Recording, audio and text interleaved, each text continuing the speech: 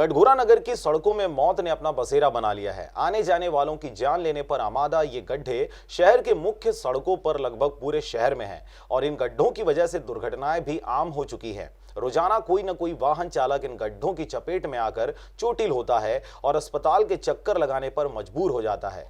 मगर हैरान करने वाली बात यह है कि इन सड़कों के गड्ढों का सामना सिर्फ आम जनता ही नहीं बल्कि जनप्रतिनिधि, प्रशासनिक अफसर भी करते हैं। इसके बाद भी शहर की सड़कों पर बने जानलेवा गड्ढों को पाटने या सड़क मरम्मत पर किसी का भी ध्यान नहीं है। इस संबंध में पीडब्ल्यूडी विभाग और नगर पालिका के अधिकारियों को कई बार जानकारी दी गई, लेकिन दरकिनार कर दिया गया। बेहतर यातायात और ट्रैफिक के नियमों को लेकर जनता से सकारात्मक प्रयास की उम्मीद करने वाले प्रशासन को जनता को बेहतर और सुरक्षित सड़क मुहैया कराने की पहल करनी होगी। वहीं दूसरी ओर सड़कों के निर्माण और दुरुस्ती को लेकर प्रशासनिक विभागों के दफ्तर में लाखों के फंड लैप्स हो रहे हैं, मगर कटघोरा की सड़कों की दशा सुधारने में इनको खर्च नहीं किया जा रहा। इसलिए कटघोरा की सड़कों पर मौजूद यह गड्ढे किसी दाग से कम नहीं हैं, जिन्हें मिटाने की कोई कोशिश नहीं की जा रही और इसका खामियाजा आम राहगीर उठा रहा है। ये करीब 3 से 4 महीने हो गए हैं